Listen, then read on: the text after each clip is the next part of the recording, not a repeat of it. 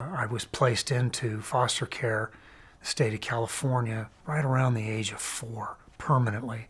So sort of in and out up until that time. But so the state of California became my parents, so to speak, and attempted to raise me from age 4 to 8, which in a sense meant that, I was placed in various homes around the Bay Area.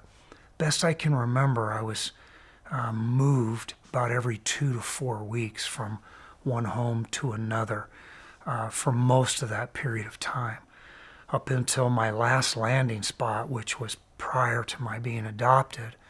That was my longest stay, and it was somewhere right around 6 months. So, I had a lot of issues as a child. Just lack of grounding, lack of sense of belonging, lack of identity, connection, and major, major trust issues. So because I was moved so much, everything I had, remember this was 50 some years ago, 55 years ago in the state of California. The adoption system now is still viewed by many as chaotic and in some cases not very safe, certainly not all that healthy for a child. But I can tell you that 55 years ago it was way worse. I mean, it was not safe at all, and very traumatizing in a lot of different ways, probably in every way imaginable to most people and then some. But because I was moved so much, everything I had was in a small cardboard box. I didn't have very much, a few pairs of clothes, a pair of shoes, just a few things, and a few little toys that somehow I'd picked up along the way. A few things that were important to me. It's all I had. And so that box went with me from home to home or place to place. I was in homes and boys' homes and shelters on and off during that whole period of time. So everything I had was in that box. And I guarded it with my life. I protected it with my life. There were a few occasions when I felt like someone either had gotten into my box or I couldn't find it. And that's when the anger that was in me, growing in me, would build up, and it would get out on other people in some pretty violent ways. So what were the some of the negative reactions and stuff? Like what are some of the ways you acted out, or your life as you grew older?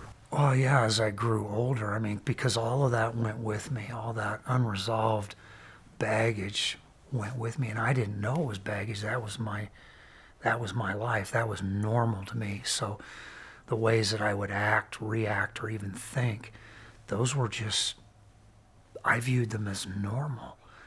As I started to get older, and particularly after I started a relationship with Jesus, I started to discover that those things really weren't normal.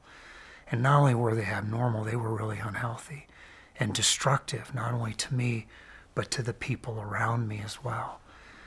So, I had some pretty serious anger issues.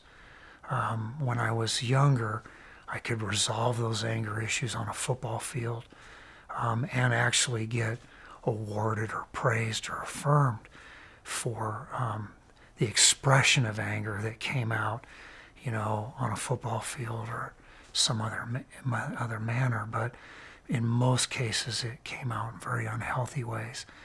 I, constantly had bloody knuckles, from hitting walls or occasionally hitting people, but broken bones in my hands and in my fingers, because it wouldn't take much for me to go from 0 to 60, in a certain situation. So I started to drink at an early age, drink alcohol, and that got to a point where it was out of control by the time I was, 17, 18 years old. And so those were some pretty unhealthy times for me as well. I think some of my biggest challenges were, it was very difficult for me to connect with people. I really always held people about an arm's length distance. Only let people in so close, and I was only willing to get so close to them.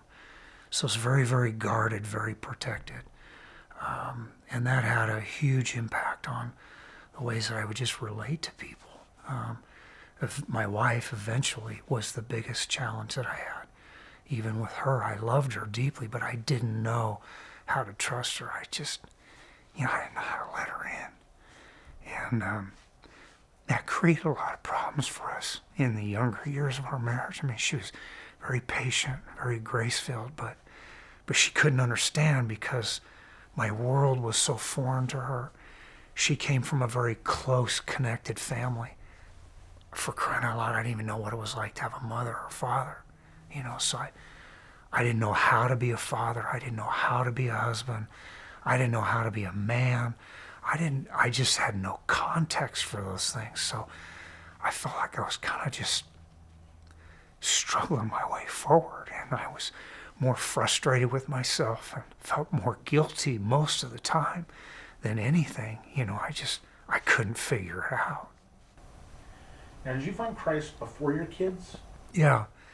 Actually, I started dating Lori when we were in high school. And her mother was captivating to me for a lot of reasons. I mean, she just was a dynamic lady, tremendous personality, just filled with life. But she was going through a brutal divorce after, I think, 30 years of marriage. And it was incredibly hard for her and for Lori. Watching her go through that up close and impersonal, and the way that she dealt with that, and the testimony that she had to Jesus being her stabilizing, grounding force, just captivated me. I mean, I had no interest in religion. I had no interest in church. My adoptive family was Catholic, and the only reason that I found interest in church or any of that was because there were some very beautiful young girls that were part of the Catholic Church, part of catechism that I was in. And so I found that somewhat motivating. That was the only interest that I had beyond Shirley's faith. And her faith was irresistible.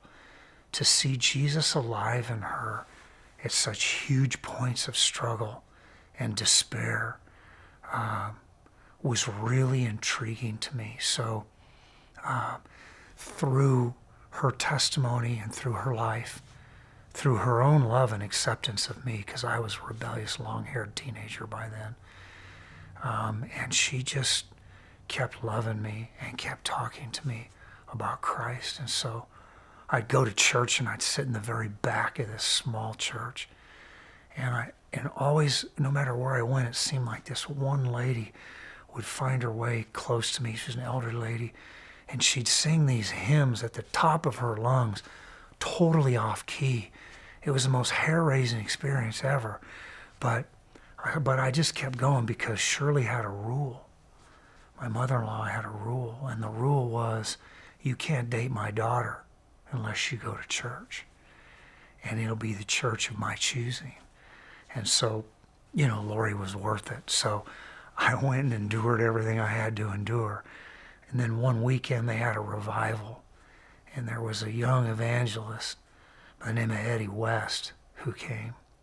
And man, I'm telling you, God used him to just very powerfully, speak to me. And I had never encountered anything like that in my life, but at the end they gave this altar call, and I went down forward and I knelt, at that altar, and I, undeniably,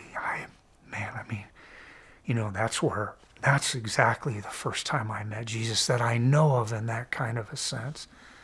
Later, I would find out that I had met Jesus at other points, even when I was a child, lost and alone. I couldn't see it at the time, but there were times when he was very present with me. Then I didn't have the context to make that association. So that's how my relationship with Jesus, sort of officially started, with my awareness of who he was and how I could have a relationship with him. He had been fully present and fully attentive to me all those years when I was struggling mightily as a child when I was really a terrified child trying to find his way in the Bay Area. I'm so grateful, because, I've had a lot of brokenness in my own life for sure, but I can look back on it now and I can trace God's hand, his gracious, merciful, healing hand, and say, hey, he's not done with me yet today, for sure.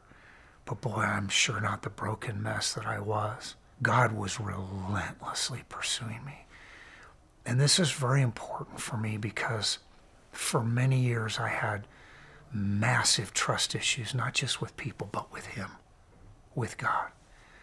I had a hard time reconciling a loving God with the fact that God would allow a child, an innocent child, to be, really traumatized in the ways that I was for so many years. It's like, all right, God, if you're so big and you're all-knowing and you're ever-present and you're all-powerful, to be honest with you, where the hell were you during all of that trauma? And it took me a long, long time. In fact, I flirted with the idea for many years. Even as a pastor, I wanted to reconcile that. But the pieces finally came into place not too long ago, really about 4 years ago, in kind of this final move that God had planned for me. When I was back visiting in the Bay Area, I was on church business. I'd only been back to the Bay twice. I really had no reason to go there. I'm not sure I was avoiding it. I just had no real reason to ever go there. And God surprised me with a particular set of circumstances that revealed the fact that he was wanting to do a deeper work, a further work in my life of healing. And so, I was sitting on this cliff that overlooked the entire bay, the bay and part of the city. I had been invited there by him, actually. And I think it was in those moments that he helped me see, as I had this panoramic view of the bay, and he spoke very clearly to me and said, Bob, I brought you here. In fact, he quoted a verse out of Isaiah to me and said, I brought you home. I brought you home because I want you to see that there was never a moment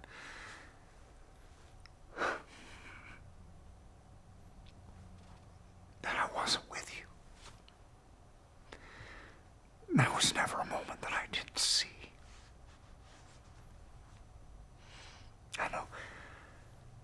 I know you didn't know it then. You couldn't see it then. But I've always, always, always been there. I've had my hand on you. I've always pursued you. I've always loved you. And whether you could see it or not, I've always been by your side. And that was pivotal for me. So many good things were unleashed, but so many bad things. And by bad, I mean so many things that were still binding me, and I didn't even know I was bound in some cases, but so many of those things I was freed from. Really just by that awareness and that reassurance that, yeah, God, yeah, you really, really are very, very good. So you found Christ, but 4 years ago, God did healing in your life, and in this midst of this time, you've been a pastor. Yeah. Because there's people that go, man, I found Christ. I still feel like bound. I still feel like things are pulling me down. Yeah. I think my healing has been progressive. I had some very, very deep wounds and some very deep trauma. And it's like God just did it in layers over a period of time for me. Again, it's his grace and his mercy. He doesn't put before us what we can't handle or what maybe we're not even willing to, out of his goodness. And so for years, I think there were things that he allowed to settle in me. He allowed to sit, either because I wasn't willing to address them or resolve them, or because he knew it wasn't the right time for me. Maybe he knew I just didn't have the ability to handle it. And so he let those things in his timing. He let them kind of sit there. But again, he holds time in his hands, and the timeline is all his. And so when he initiates something, I have found in my own story, in some cases, like this last move that he made in my life, I didn't plan it. I didn't go looking for it. He totally ambushed me, you know? Like he just totally came after my heart. And it wasn't in a harsh way. I'll tell you this, I've preached on the kindness of God, or I've attempted to before. My goodness. I've never experienced the tenderness of God like I did on that cliff on that day. His gentleness and his whisperings were, it was the most extraordinary experience in my life. I mean, I don't even almost have words for it. His tenderness was so amazing. And at 50 some years old, tough old guy, I don't need tenderness, would I? And I'm thinking, that's the very thing I needed from him. And he knew it. I'm forever grateful for that. I've never known him to be that tender. Yeah. But I didn't plan on it, I was just there doing what I always do. I'm doing my church business, I'm doing my pastor thing, Whew. It was so powerful that when I got home, I attempted to tell Lori about it, and I said, I got to take you back. So I put her on a plane, and we went back to San Francisco. I wanted to invite her into that experience with me, because for so many years, for 40 plus years, she just graciously stayed by my side, and I want her to have some sense of feeling for that. And then while we were there, I had the idea, I got to bring my kids back, my 3 adult kids. And there was a place that was particularly tormenting to me as a child. It was a 2-story brick building that they would take us kids to. It was kind of the main complex where all these meetings and hearings and I don't even remember, but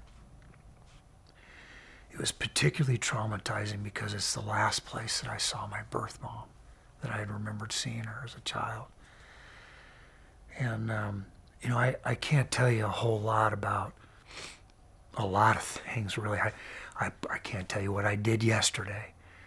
But if you asked me to describe the room that I sat in with my birth mom at 3.5, 4 years old, I can describe that room perfectly. I can tell you the color of the carpet. I can tell you what furniture was in the room, what picture was on the wall.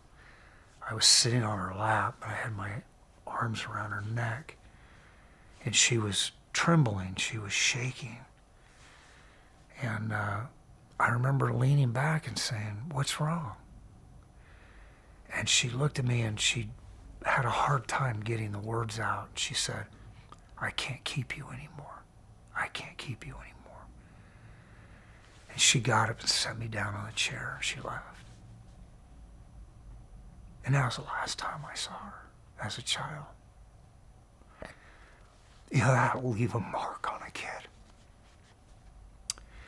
So this building had those kinds of very traumatizing memories for me.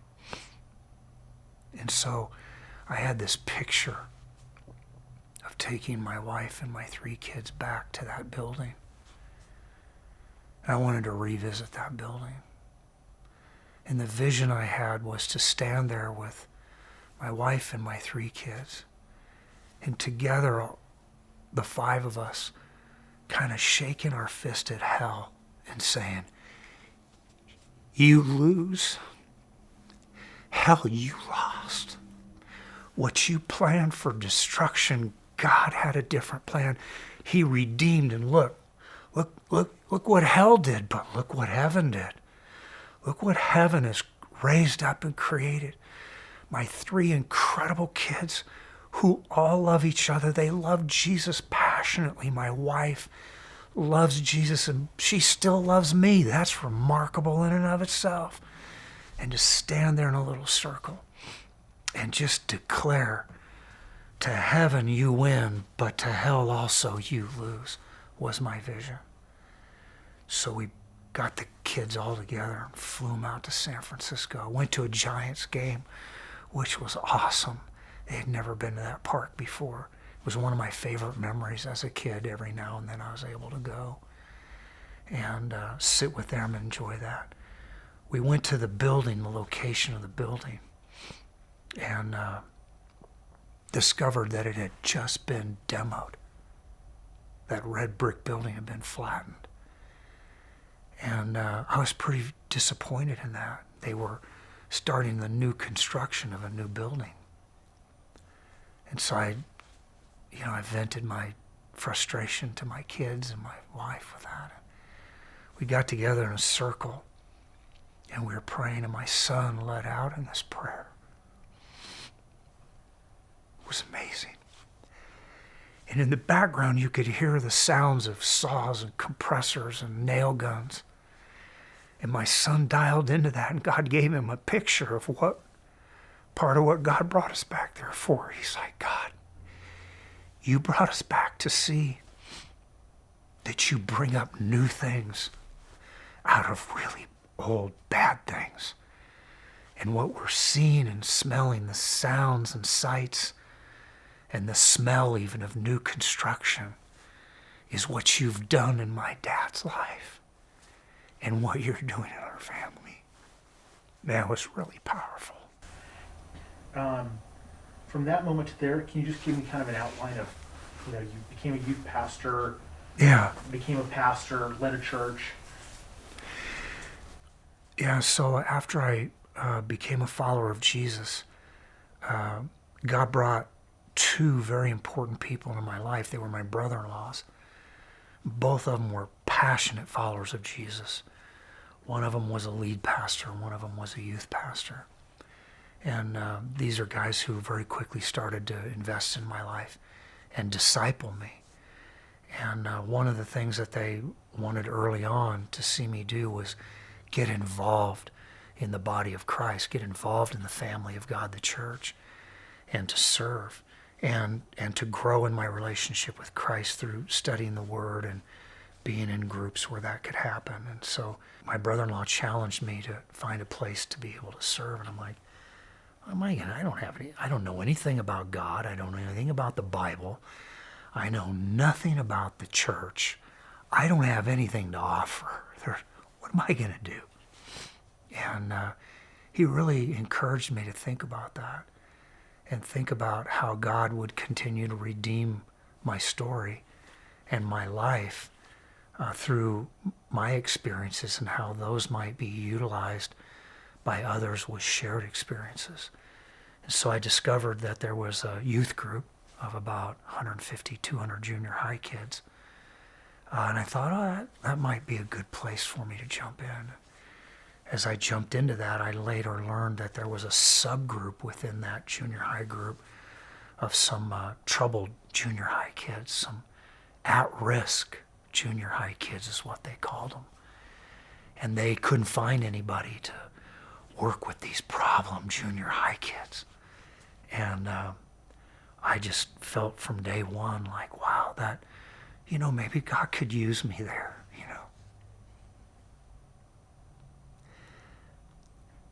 Maybe he could use something out of my own story to help a kid.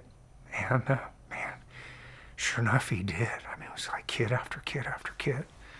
Sometimes they'd move in with us for a couple days, or for a couple weeks or months.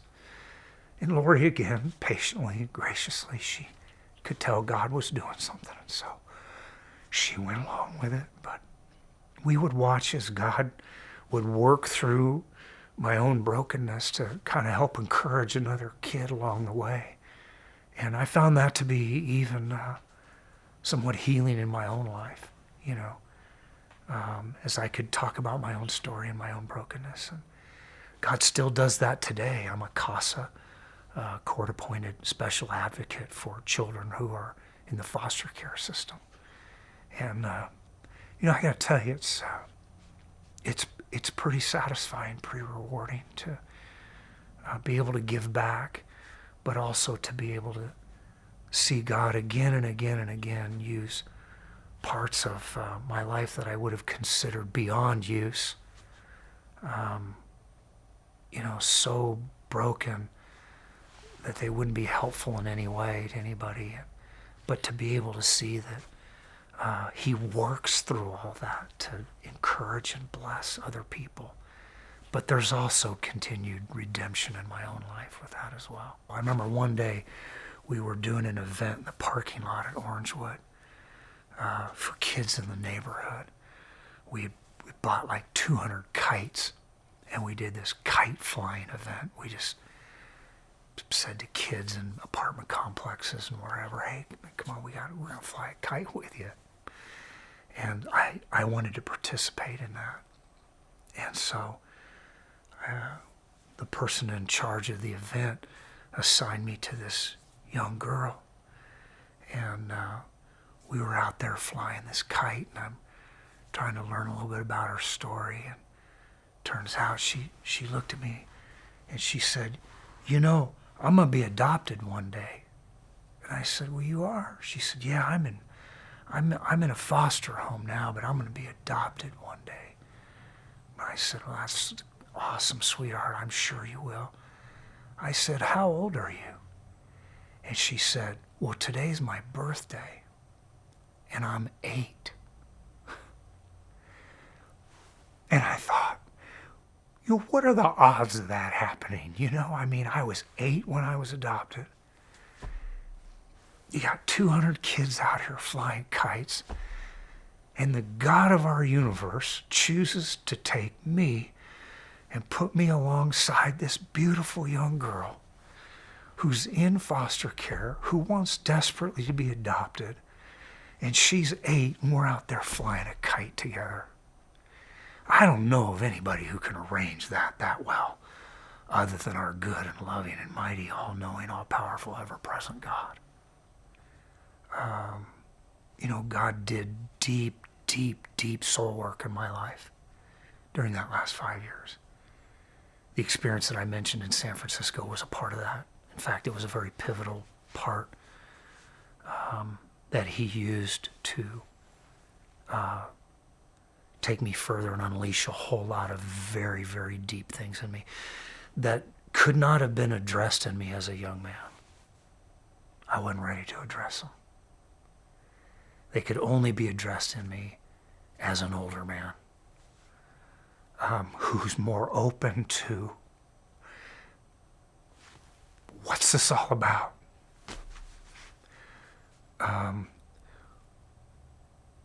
There was a season in my life where I had more answers than I did questions. As I got older, there was a shift where I had way more questions than I did answers. And I found myself to be more comfortable with the unanswerable questions and being able to live in those places of tension where you go, yeah, I don't know if I have an answer to this, but it's okay. So those seasons, Matt, were part of what I experienced at Orangewood. So I had the good, the bad, and the ugly, and the very, very beautiful. I wouldn't trade a day of it, really, because it's all part of my story. It's all part of the story of God in my life. You can't go in and erase things. You can't do that. You have to be able to look at it and discover where God was. Discover, because I'm telling you, he's in every bit of it. Every bit of it. And there's value in every bit of it. There's meaning and purpose. And I might even say beauty in it. If you would have asked me years ago, is there beauty in my pain and suffering? My gosh, I don't even know what I would have said to you. It wouldn't have been very pleasant. And now I can look at it and say, yeah. Because you cannot know the joy and the beauty and the power of healing unless you know the pain of suffering, the loneliness and the darkness of suffering. They fit together. You cannot have one without the other. You just can't. I couldn't find that. So as I've gotten older, I've been able to reconcile the fact that I can't reconcile everything. And it really is okay. It doesn't change him. He's the reconciler. How did LifeBridge, what was the story of LifeBridge? How did that start? Yeah. Well, my passion has always from day one to be able to help people see the Jesus who found me. So, and my two key disciplers were passionate about evangelism.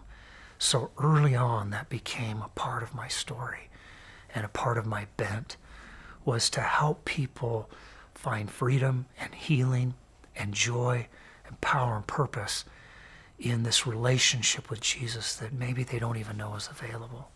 That's always been my passion, particularly with the marginalized, the forgotten, the dismissed, the overshadowed, the overlooked, the dismissed. Early on, I mean, even as a youth pastor, we would take kids by the hundreds and we would unleash them in this city to do work, compassionate work among the marginalized. So it was something that even in my days of youth ministry, God started to raise up that passion and started to train me and develop me in what justice work would really look like. I think it started to come to a head as a pastor at Orangewood when my frustration with the work of the church outside the four walls of the church started to really grow and grow and grow. And God gave me this vision for another way to be able to get the church outside the four walls of the church, to do the compassionate justice work that I believe we're all called to do as followers of Jesus. And so that's the soil of where LifeBridge Community Alliance was birthed and born, was out of that desire that God continued to build in me, and then the vision that he gave me to do that kind of work with people. And it's just continued to grow exponentially. In fact, I kind of felt like I'd hit a ceiling in my previous role. And since I've been here at Pure Heart and been a part of this amazing team and this incredible culture, this incredible church family, God's just lifted that to a whole new level. I mean, with new vision and new passion and new things I didn't even think I had the capacity for.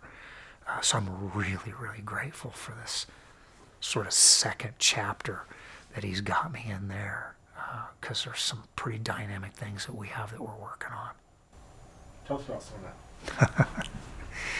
Yeah, just some amazing, more justice work that we want to do out in neighborhoods, you know.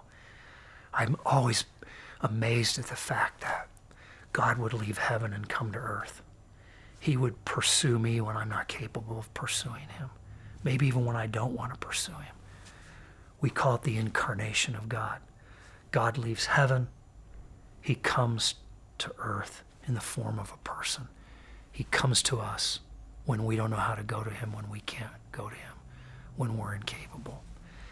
Incarnational ministry would suggest that we pattern that same sort of style of Jesus, that we go after people who can't come to us. We go to them. They may not even know we're here. They may not be interested. They may not know how. They may not have the capacity. That's fine. We leave the church, we leave the building, and go to people just as God left heaven and came to earth. And so we have some really exciting new ideas of how we may be able to engage more and more and more people, to perhaps even go into some of the darkest, loneliest, most forgotten places, not only in our city, but in our state and really around the world, with people who are passionate for that same. We hope to be able to awaken more and more in that in people. I believe that Pure Heart is filled with hundreds and hundreds of people who want that awakened in them. They just maybe don't know what the first steps would look like. It just, for the people that don't know, what are some of the things that Pure Heart Lifebridge is involved with? Well, we have currently our resource center here and the one up on our Peoria campus where we serve needs of individuals, primarily the working poor and the elderly. So we'll give emergency food supplies. We do a lot of referral agency work. So people who don't know where to go for emergency housing or how to access that, where to go for emergency medical care, job training and placement. We're going to get back into some of the things that we were doing prior to the COVID pandemic. When the pandemic hit, we had to switch gears radically and put on hold some of those programs and services that we were offering. And we focused 100% on emergency assistance. Prior to that, about 25% of our LifeBridge work was focused on emergency assistance. The other 75% was focused more on programs and services that would primarily help people be able to lead a less dependent life, be more independent of social programs and services. So now we're making that shift back into providing more of those programs and services, not just on our campus, but out in neighborhoods and communities, again, so that we can go to people instead of expecting them always to come to us. Where do you think God's taking you? Well, I mean, first and foremost, I think he wants to continue to draw me into more and more intense encounters with him. For a long time, I had a hard time separating what I do from who I am. And I think what I do flows out of who he's wanting me to become. And so I try to pay more and more attention to moments within a day. You know, yeah. Our early Christian brothers and sisters, they referred to it as the sacred now. They believed that a moment, thisness is what they called it. Thisness, the moment that we have in front of us, this moment now, was sacred and holy because God himself was in it. And so I'm trying to live more awake, more attentive to thisness. Like, where's God in this right now? You know, even with you guys right now, like, where is he in this? And what's my place or role that he might invite me into? It really is a very wonderful way to live. It's very adventurous because I can find myself in the strangest of places and being awakened to a thisness moment and realizing, wow, in some unique, strange way, God is in this moment with this human being, and he's inviting me to be a part of that with them. And I've seen some really cool things happen. So I think the future is just more loaded with that. I want to run with people who get that And, maybe we can unleash an army of people, followers of Jesus across this city who simply make it the goal of their life to follow Jesus and live awake. I don't know where that's going to take me today. And I don't know where it's going to take them. But could you imagine thousands of people living day to day with that type of attitude, with that type of perspective, with that type of receptivity? I mean, just imagine that with me for a minute. You can't strategize for that. You can't build a strategic plan for it. You can't really plan for that. All you can really do is lean into it and then celebrate like crazy as it's happening, which is probably part of the reason that, the ancient Hebrew people, part of their history was they had at least 7 major festivals a year. These people partied all the time. They celebrated and celebrated and celebrated and celebrated because they had reason to. They had reason to celebrate God's goodness. So I could say, man, Pure Heart, can you just imagine party after party after party after party? It's like, hey, we have these monthly celebrations where we just come together and talk about what we saw, what we experienced, what we got to be a part of when God was moving and surprising us in all these different ways and all these different places. Yeah, I'm just one of those guys who really shouldn't even be here. With my background, my history, my story, I would have self-imploded and self-destructed a long, long time ago. But, man, God just kept pursuing me. And after giving my life to him and choosing to follow him and learn what that really means, and to stay with that, because that's a lifelong journey to learn what that means. But trying to really learn what it means to follow Jesus, he's like completely changed me. I'm the most blessed person that you could run across today. I have an amazing wife. I have an amazing 3 children. I have amazing 6 grandchildren. I have an amazing tribe of people that I get to work with and run with and live with and serve with. My life is blessed beyond anything I can imagine. And it's only because of his goodness, his grace, and his mercy. It's only because of the redeeming work of Jesus Christ. I owe him my entire life. I could never, ever, ever outgive or outserve him. Never. He's given me everything I have, and more importantly, he's given me everything that I am. And he's not done. How could it get any better than that? He's still not done. Like, I'm 58, and he's like, yeah, we're not done yet, Bob. Come here, son. We're not done yet. How could that be any better?